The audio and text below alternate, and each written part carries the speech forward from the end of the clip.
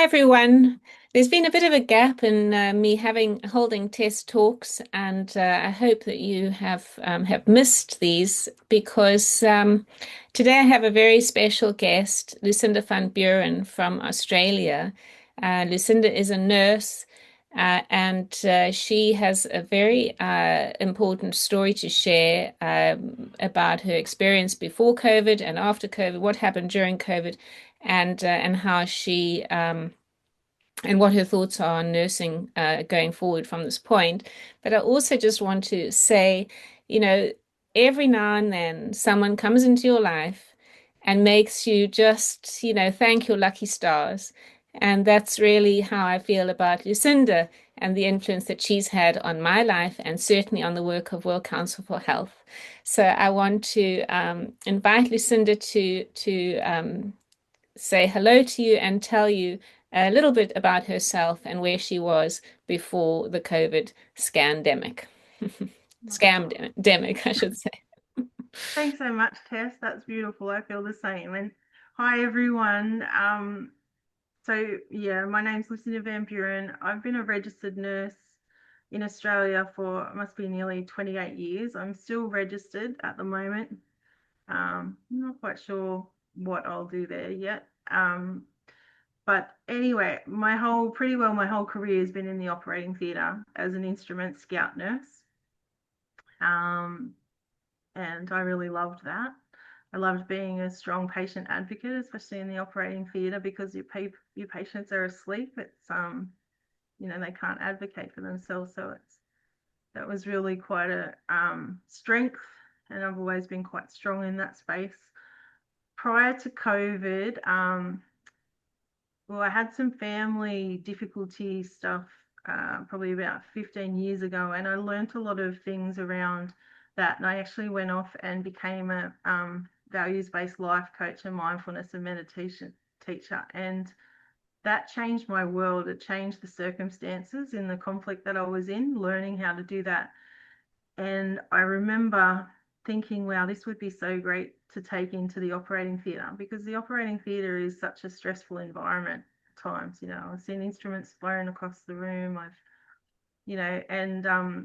The thing is, that's without judgment, but it's a really stressful environment. And if we get in that fight, flight, freeze response, which is what I did so much work on, then if our surgeons are in that space, and then the nurse becomes in that space, then who's there for the patient? So it was this skill of learning how to self-regulate, but also to regulate the room. And that was really quite powerful. And I was really passionate about that. And I was actually I was on the New South Wales Operating Theatre Association executive, I think from about 2018 or 2019 to maybe 2018. And I used to share this work. So I started my business, the Mindfulness Australia, which was just for life coaching and sharing this stress response really about self-regulation, because nurses, like, we're always reacting a lot as opposed to responding in those circumstances, especially in the operating theatre. Yeah, I mean, Um, I can just hop in there and empathize because I also was a surgeon for a time, and it is a very stressful environment because often it's emergencies. You need to get the baby out, or you need to, the patient is dying on the table, and there's, or you've got an egocentric, arrogant surgeon who's puts drama above the patient's needs. As I also witnessed that as a junior doctor, as a student. So I completely empathize, Lucinda. It's such a stressful environment, that theatre environment, especially for emergency surgery. so this learning this skill was so great, and to take into that department. And Um, I even, I shared it with the New South Wales Operating Theatre Executive when we did conferences, but I also I went and shared it with New South Wales Nursing and Midwife Association, which is our union, and I did quite a few presentations. And it was funny because it was called surviving to thriving in nursing. So it was, and you know, I was a keynote speaker at one of the conferences in 2019. So it was really ironic how this was what I was doing before COVID. And there was one document that was really interesting, and we'll circle back to it, but it was called Insights into Insight. And it was about, it was looking at the regulation of different nurses, you know, whether they were going to lose their license or not when they were brought up um, through the council. And it was all talking about whether the person had the insight that they were not competent or that they were competent versus the lack of insight or an awareness, which was really quite interesting. And I think when we come back to COVID later, we can really, that's something that really comes into my mind when we look at our scope of practice and what we actually, you know, really can speak to, whether we do have the insight and awareness that we're not competent to speak on that. For example, as a theatre nurse, I'm not competent to speak on vaccines, and I would never do that before, you know. So it was really interesting, this insight and awareness. But so COVID came Could in. I just want to summarize then. So, because you had an experience 15 years ago that really just made you aware of the need for mindfulness and meditation and self development, and especially in application to the nursing environment and the work environment. And you brought that into the work environment, and you were teaching and educating on patient advocacy and self advocacy and empowerment and that kind of thing among your colleagues and peers to bring order and compassion back into the hospital setting, would you say, or the theatre setting, Yeah, compassion and integrity and calm into the work that you were doing, so that you could all properly advocate for patient safety and health.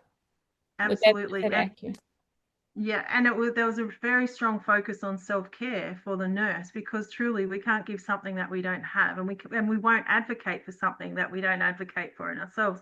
And it was interesting because when I was doing one of these conferences for the union, there was a representative for nurse and midwife support, which is actually paid and funded through registration, and he asked me to be an ambassador. So I did become an ambassador for nurse and midwife support, which was all about self-care for the nurses. And you know, it was wonderful because as nurses, we're carers, and a lot of them don't put themselves first, they put themselves last. And I used to be in that position and do that, but I didn't realize that you really don't care as much, or you can't care as much as when you actually do start looking after yourself in that space. And so that was really interesting. And so that became, you know, that was being self-care, being able to understand as part of, like when I did my mindfulness and become a values-based life coach, everything I do, I need to make sure that it's a conscious choice of what I'm aligning to. So every year when I would re-register, I would read all the documents. And, you know, I'm sure the majority of nurses don't, because there's just not the time. Well, they don't prioritize the time. And I was one of those before too. I admit that. Like I didn't, you don't know what's in all those documents unless you actually give yourself the time to read them. And so I really did read them. And so 2020 was here, and it was scary. In Mm. like there was the drama, like it was scary.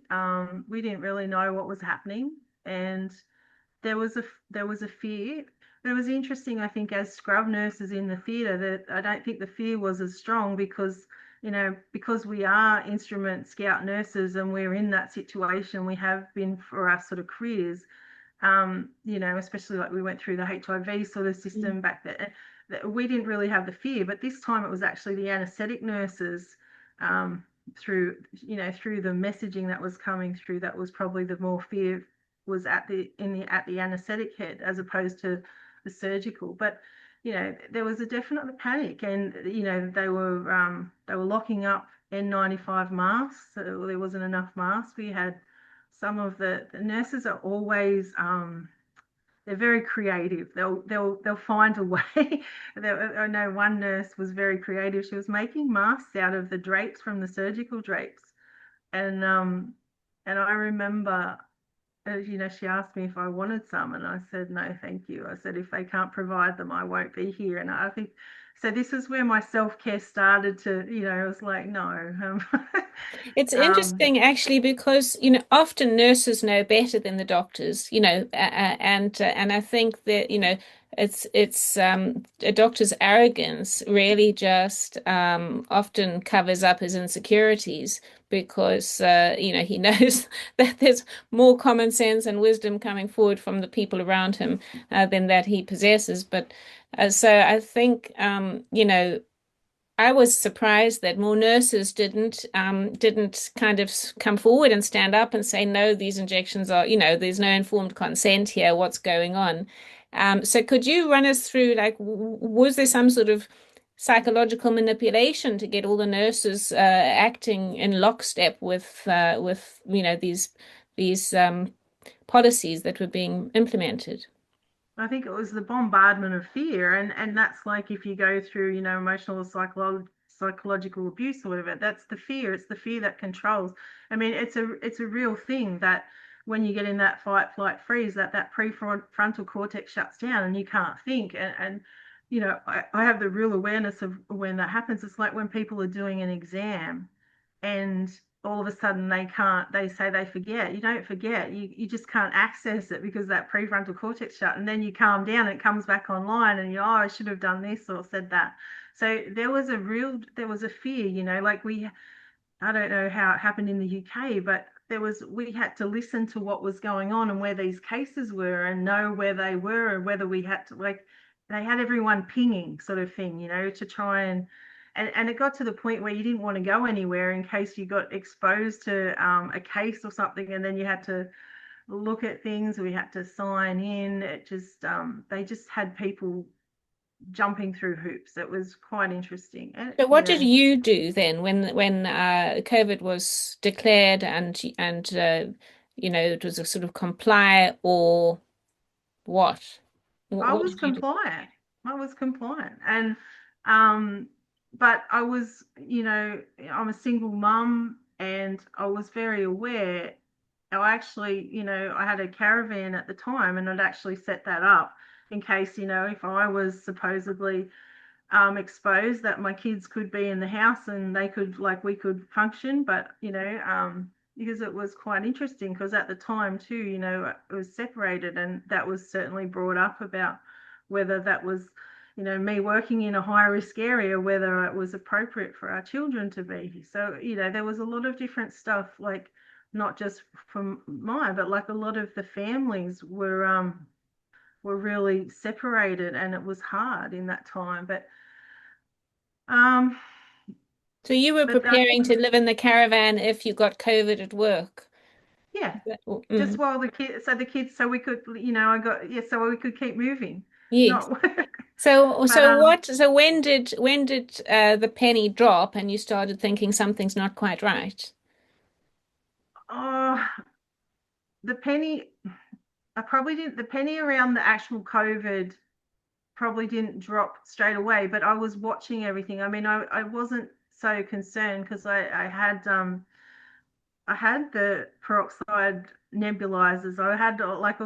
I've always liked alternative stuff anyway. My dad was very much like that. He was a vet, but he did holistic health, and he did homeopathy with veterinary science and stuff. So I was always open to that. But my father also, well, both my mum and dad were both veterinarians, and dad at the end of his career started questioning the vaccine. So we'd also been raised to a certain point to question that, which was, he sort of said at the end of it, that it was an annual income for the veterinary clinic sort of thing, and he didn't want to be part of it. So he shared that. So when you could start seeing where they were heading with the vaccines, and I started thinking, oh yeah, this is this is something else coming. So I was definitely watching what they were doing when they were starting the vaccines, and obviously they started those trials in 2020. So, And so when did you so when you found out, when did you decide you were going to start that something was not right and were going to take some action? Well, I was already doing my research in the background, so I knew that this wasn't for me. Probably the first solid research that we had was the TGA approved the Comirnaty, the Pfizer one, on the 25th of January 2021. And I'd already looked up the OSVAR report, and you could see it says in the document 8 weeks data on a new technology not used in humans before. So that was on the 25th of January 21. And it said that they would, and I also had the protocol, the Pfizer protocol, which had a lot of other information in it too. But, the trial wasn't meant to be completed till May of 23. And this is January 21. And on the night, on the Kind 9th of of March, obvious, isn't it? It's kind of obvious. Like they've got this the so-called vaccine that they're rolling out, but the trial only completes in 2 years later. So there's no way, it just sort of makes no sense at all. Why roll out something when you don't have any evidence that it's safe and effective? no, it was Mm. it was really interesting. But again, that fear was there. That fear was really there, and not for me for this, but for the majority. And so on the 9th of March 2021, APRA brought out a joint position statement. And it's been rescinded now, but it was, people were actually calling it the gag statement. It talked about the expectation that everyone was really to be vaccinated unless you had a medical contraindication. And it even went so far as talking about anti-vaccination sentiments, and that, I've got it here. Um, so this is APRA. So this happens to be now that So the AHPRA is other, the Australian Health Product Regulatory Agency, if I got that right. yeah, yeah, Australian Health Practitioner Regulatory Agency. Yeah. So yeah, it really went on to talk about, and it put in, what's it say, anti-vaccination. Anyway, it doesn't matter. But it was not once in this document did it mention provisional status. Nowhere. It was just COVID-19 vaccine. I was like, um, and I just knew like this was not okay. Like students, everyone, all the students were expected to, and it says, so national boards expect registered health practitioners and students to, one, be appropriately qualified and trained to administer COVID-19 vaccines if authorised, and then two, provide accurate information and advice about COVID-19 vaccination, including in social media and advertising. Um, so anyway, our boss actually sent out a letter, an email to everyone, basically with this position statement saying, that this is an expectation and this is the way it was heading. So it happened really quickly So the in boss Australia. being the boss being the hospital boss, or the matron at the hospital, or Yeah, this was my actual manager of the operating theatre, but it came from the head of the hospital. Yeah. so they said So everyone had to be vaccinated. yeah, this was the trajectory of where we were heading. So So, what did and you do? well, I knew in my heart that I wasn't going to do it. So I already had that in my mind. And so they actually started, there was a bus, because where our hospital is probably about 10-15 minutes away from a bigger hospital. And they actually had a bus just going backwards and forwards to the vaccination hub, for staff. And they used to put the names on the whiteboard. Usually we've got all our theatre cases on the whiteboard, and the names on the board gave me so much anxiety. But anyway, You mean who had to go? They'd have a sort of a board of who had to go on the bus to get the vaccination. yeah, I mean, and it was, I think, it was sort of said, if you don't want to do this, you need to tell us so, someone else can have your seat on the bus. And I knew, and that eventually I just said, I won't be needing that seat. You can provide that to someone else. And I was the only one in our operating theatre out of all the surgeons, the anaesthetists, and the staff that didn't in this hospital. And so, and then the other thing was, again, in April, I think it was the 1st of April, which I'll never forget because obviously that's April Fool's Day. The email came out, with everyone to have the influenza vaccine, and it was safe to have it 14 days aside of the COVID-19 vaccine. I'm thinking, how do we know that with 8 weeks data on technology? Anyway, Yeah. so, I'm sure your experience resonates with many people now reflecting back and just thinking none of that made any sense. Yeah. So what actions did you take then? And what do you well, so the thing that really got me to take the big action was I was actually in. So we I don't know if you heard of Speaking Up for Safety. It's a course, and our hospital took it on, and it's looking at human factors and basically trying to create strength that people will speak up for safety, and feel safe, and the whole hospital sort of has to agree to support that, so that allows. So it was funny because I'd just done that course, and then I was in the operating theatre setting up for a case. And in our theatre, our patient was awake and put to sleep on the table in the theatre. So, we had the full complement of people in that room. And I was just setting up my table, and the receptionist came in and just in front of everyone said, "Lucinda, are you vaccinated?" And I'm like, "Oh, it's not really appropriate." And she said, "Oh no, it's okay. The CEO wants to know." And like, I was rattled, and I said, "This isn't appropriate." But I actually answered. I said, "No, I'm not. Like, I support my decision." But I was really like, it took all my strength to stay and partner with that patient till the end of that case. Like, I nearly gave myself a needle stick. Like, it was not appropriate. Anyway, when I finished, I took my instruments out. Again, I heard another comment, like another conversation like that in the hallway. It's um, like we deserve the privacy of our own medical history, just like everyone else. And anyway, I went to recovery, handed over my patient, and then I actually went to my management and talked about it and left. See, I got good at self-care. I was like, I'm not. No. So I left and I went home and I wrote my letter, and I wrote it about speaking up for safety. So I was also on the Ethics and Values Committee of the hospital, and head of mission, because it's a Catholic hospital, although it's a public hospital, actually worked for the national company, and they were actually starting to mandate the aged care nurses. So I was speaking up for them too. So then I actually went and I wrote a big letter, which was called Speaking Up for Safety. So it was addressed to the whole Speaking Up for Safety team, as well as the CEO of the hospital and my two managers. And it was very respectful, but it called everything out had all the OSBAR reports, so they had the 2 weeks data.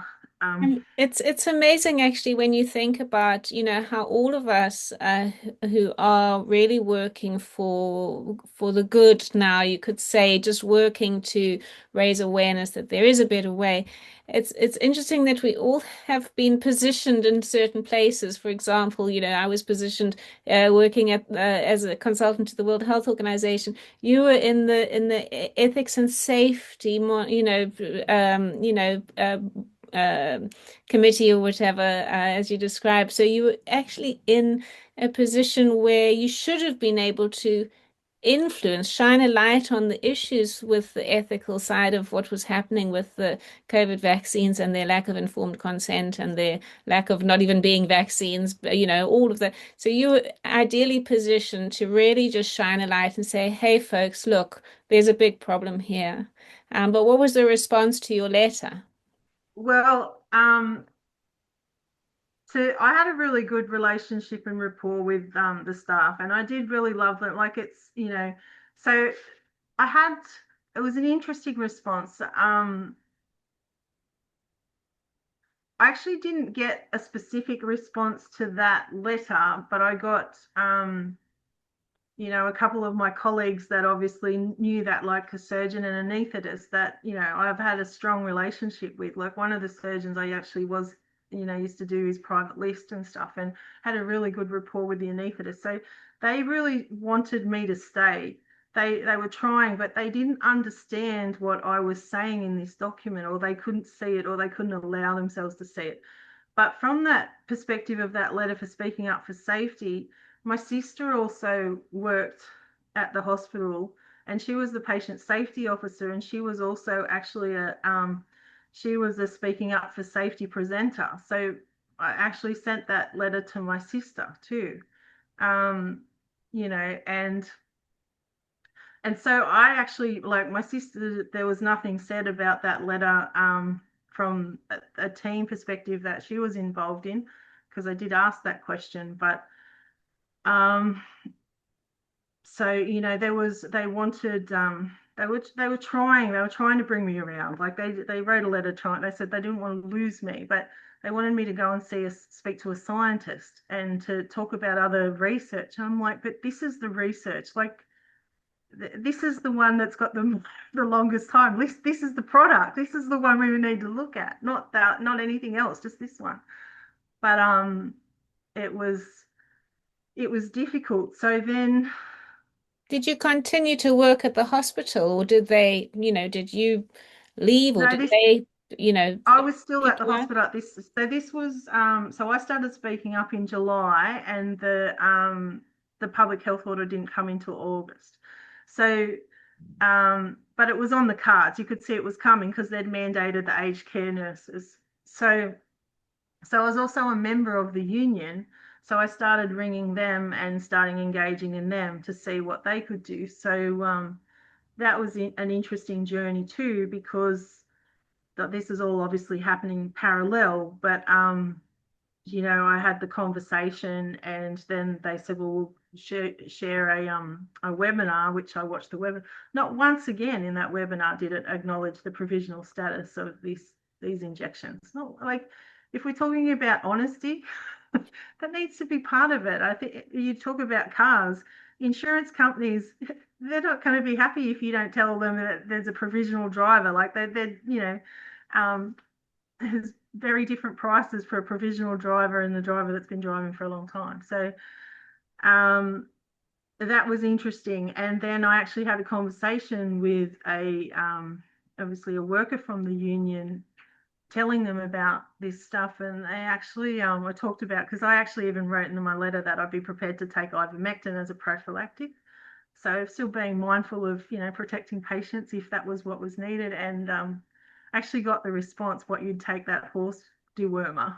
It was interesting. And so actually, when I wrote back to the union in writing, I actually, wrote about how it was actually a Nobel Peace Prize winning human drug that's been used for a long time, and actually found it interesting that I was paying a service that I knew more information about than the people that were meant to be providing that service to me. But the biggest thing out of the union was I wanted them to question our boards for that position statement, and challenge the health order that was coming, and like New South Wales Health. And they didn't. They actually, again, they compared these COVID vaccines with the influenza vaccine in their document. And I guess that was my standstill with that, is like, if I won't resign if you actually stand up and try and advocate for us. But they didn't, so I did resign. So your um, concerns raised with the patient safety board and APRA and the union were all just dismissed. You showed them that it was a provisional vaccine, and they just and everyone just dismissed it. yeah. And then when it came to coming down to getting closer now. So now the mandates were starting to come in. So I'd shared everything. Like actually one day, it was when the FDA had given the full approval for the Comirnaty. I think it was the 26th of August of 21. And my boss had actually said to me, oh, you know that they'd approved the camaraderie today, and which was interesting that our bosses were primed for that conversation. But I did know, because, and I said that, I do know. I said, have you read the approval letter? And he said no. And I said, well, I have. And they were actually asking for 13 more studies, and 5 of them were specific to myocarditis and pericarditis, and some weren't even finished till 2027. I said, the science isn't done, it's revolving. And but see, this is the thing, like we had this information, but no one would do anything. It was really interesting. And so came closer to the time, because you had to have the first one by a certain date, and then you had to have the second one by a certain date. And so we knew that there was the potential for being terminated. And I had one conversation getting closer to the end, where it's like, are you going to resign? And I said, I'm not going to resign. You're going to have to terminate me. And then it was kind of like, okay, well, you'll have the termination next week. And again, like this was at the beginning of a shift that I was meant to be in charge of. And I was just like, I can't work like this. I can't partner with a patient now. Like I've never been ever like thought of being terminated in my life, never alone. So it was, and I appreciate, this isn't without judgment to my co-workers. I truly, these are the gifts that I learnt through that conflict that I went through much earlier. Like I learnt how to navigate the external circumstances by keeping my inner presence calm. Like, when you can't control the storm, but you can control how you respond to it. So that was my gift through that time, and that's what I took back to theatre. So, but again, I when I reflect, I'm like, I actually was looking after myself. I'm like, okay, I'm done now. That's it. I'm out. You have to find someone else, because I'm not going to try and pretend to partner with a patient when I'm not in the right frame of mind, because that's actually part of our code. We need to know where we're at and whether we can help our patient in that space or not. Like, we need to be able to be present for them. So So that Lucinda, was did they terminate you in the end, or did you resign? no, I was terminated. They But terminated your agreement. I don't like the term "you were terminated." That sounds uh, uh, yeah. that sounds Oh deadly, but yes, but they it's sort of terminated your contract with them and your ability to work as a nurse. so Uh, we got a letter, and they asked us, that termination was coming unless you had to provide access, like, or documentation of the COVID vaccine. But they said we could put in a submission. So I put in a submission again with all this detail, even talking in Nuremberg, like, it was all there. They had all the information. And my sister, she did too. So my sister, like, she's been a nurse for 32 years, probably 34 now. She was an ICU nurse. She was patient safety officer. But I'm actually going to read, and she's happy for me to share this. So we both had the opportunity. Well, anyone that was in our position had the opportunity to provide a submission. And my sister, as the patient safety nurse, um, you know, I'm just going to read a little bit here. So she says, as the patient safety officer and a speaking up for safety trainer, I see my main role as empowering staff to speak up for safety, to protect both patients and staff alike. I believe I am speaking up for my own safety by making an informed decision not to have a COVID-19 vaccine at this point in time. The Therapeutic Goods Administration, the TGA Australia, product information for Comirnaty, the Pfizer, states that the vaccine has, in brackets, provisional approval, with the decision being made on the basis of short-term efficacy and safety data, and that continued approval depends on the evidence of longer-term efficacy and safety from ongoing clinical trials and post-market assessment, end of brackets. It is also part of the Black Triangle scheme, And it says, and Melissa goes on to say, at this point in time, the medium to long-term adverse event effects from COVID-19 vaccines are unknown. However, a draft working list of possible adverse event outcomes for COVID-19 vaccines presented by the US Food and Drug Administration includes the following. So lists what was, Guillain-Barré syndrome, acute disseminated encephalitis, transverse myelitis, encephalitis, myelitis, encephalomyelitis, meningoencephalitis, meningitis, encephalopathy, convulsion seizures, stroke, narcolepsy, and cataplexy, anaphylaxis, acute myocardial infarction, myocarditis, pericarditis, autoimmune disease, deaths, pregnancy and birth outcomes, other acute myelinating disease, non-anaphylactic allergic reactions, thrombocytopenia, disseminated intravascular coagulation, venous thrombosis,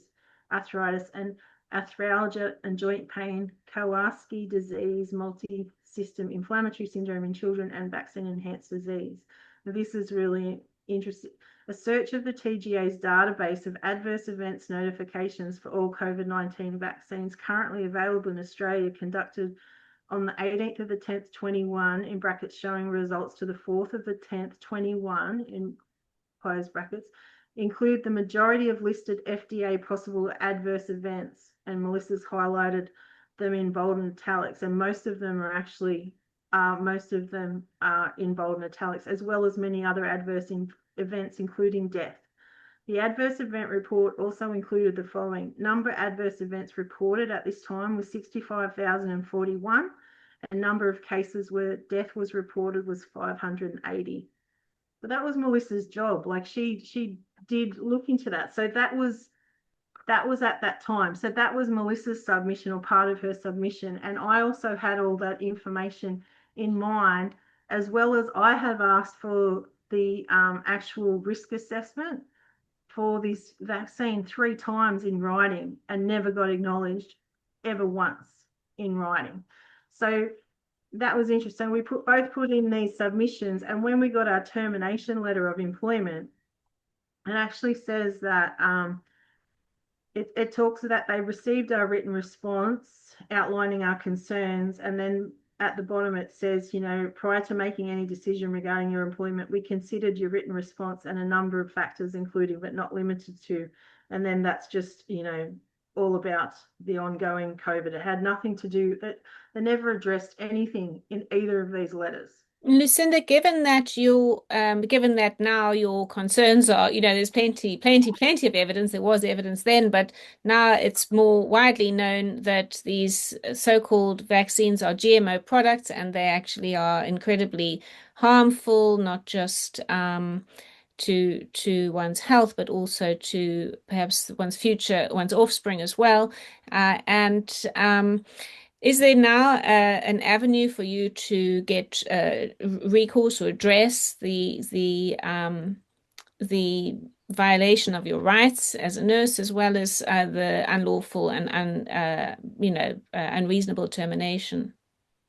Well, I've personally addressed both the union and Calvary Mater, including their national, as unfair dismissal. But I think from my experience, like through family law and stuff, like I'm going to try and do it respectfully without that need. And especially if we're truly to embody open disclosure, we shouldn't need to be forced into a corner legally to actually rectify something. And the thing is, they were like, I did provide this information, so did Melissa, for them to question. And I think if we took ourselves back 3 years prior to this time, they absolutely would have looked at this stuff. It was interesting. But so what actually happened was, we had this public health order and we'd been terminated, and then I actually had nurses contact me saying Calvary Mater had actually mandated the booster, so now they'd gone beyond the public health order, which was 2, and now they were mandating the booster. And I was kind of thinking, oh, well, I've already terminated. What are we going to do? So I actually wrote a letter on behalf of my peers and my colleagues, and addressed it to the national manager, asking, again, sharing all this information, but asking for the risk assessment. And I didn't get a response. So I CC'd the head of mission, which was my leader of the ethics and values committee. And as soon as you bring in the mission, then I got a response, and they didn't really provide anything, but they acknowledged the receipt of my email. But then they had a meeting because I actually said, well, now that you're going beyond public health order, Calvary needs to provide the risk assessment, whereas when it was the public health order, that would have been New South Wales Health needed to provide the risk assessment. So they had a meeting and they cancelled the booster mandate, but it was already too late. The majority of the staff had already had it, and that was just really sad. But have you been contacted by any of your former colleagues, and have they asked, and are they in good health, and have they perhaps had their doubts now since since COVID's now sort of over? well, there's definitely a few people there when I was there before I was even terminated that had injuries that, I'm not saying they were, but we work in theatre. If someone gets a rash from tape, we consider it, right? We don't, and we don't go putting it on again. So it's funny, but I actually did run into a nurse that I used to work with only a month ago, and they said that they don't think they were ever the same. And they said the hospital system has really changed. And so, we actually went in. I actually got Peter Pham from Mark's Method in at the beginning of 24 to put in a freedom of information to try and get this risk assessment. And Calvary actually came back saying that they were a charity and they didn't need to abide by the rules of that, which for me, it was like, as a nurse, like, how are you meant to give informed consent on something for other people if you can't even get it for yourself? So it really was interesting that was an interesting exercise to actually get that response. And it actually ethically shocked me to the core that we could get that response. It's like, just because maybe you can take that side exit, like, these are not doctors and nurses, like, I wouldn't, I don't know how they actually did that. But Lucinda, do anyway, you so have a message for other nurses who have been questioning, or just other nurses in general, at this time? I think it's never too late to stand up, and it might be hard, but it's so rewarding to actually be in alignment with your soul. If it's not right, like, we have to speak up. That's actually part of our job. It's in our code of ethics. It's our job to speak up. So for me, I'm still speaking up and sharing, to the point. But now we've actually got a letter just not long ago asking me to stop. Very From nicely, because from they the had from the nursing authorities, or no, this is from Calvary National to please stop. mm. And so, and also I think the union, so they actually, it's interesting how they don't agree with any of this, yet all the evidence points to it. So I don't know, maybe I'm not seeing something right. I don't know sometimes, but I, um, it's just fascinating how we couldn't get any discussion around this. Like, when I was trying to engage with the union, it was like, we just trust the TGA. Like, that's the answer. It's like, that's not our job to just trust, to blindly trust. And Is there any reason why people should question the TGA? Do they have any relationships with external organizations, or that they shouldn't have? well, I've definitely learned a lot now, and that's APRA is a WHO collaborating center. And The so I World Health actually, Organization Collaborating Center.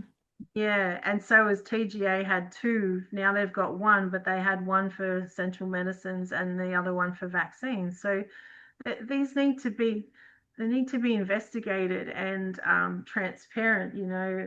So, because They should, potentially these are Australian organizations regulating their practitioners and products, but if they're receiving instruction from an external entity like the World Health Organization, which we know is 80% funded by special interest groups, it's very concerning, isn't it, that the Australian healthcare workforce is having to take instruction from an external entity.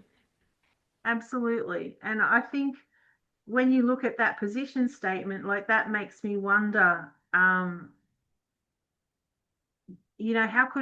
how could we get that so wrong, in the sense, like, if we've got this network, so they're both World Health Organization collaborating centers, the APRA with that joint position statement and the TGA.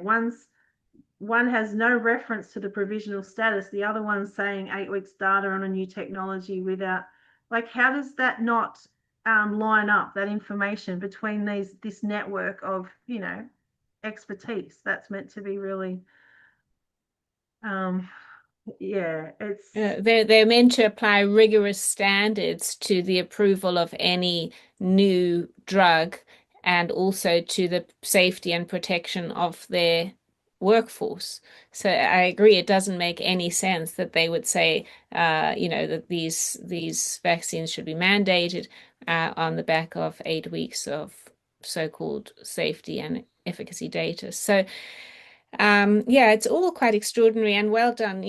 Thank you for taking a stand and showing us all how it's done and how one needs to stand up for yourself first, and so that you can then help others. So, Lucinda, you've been doing great work, from 2021 till now, and you've even initiated our World Council for Health Nursing and Midwifery. Would you like to speak a little bit about, why World Council for Health Nursing and Midwifery is important and what you hope to achieve with it? Yeah, sure.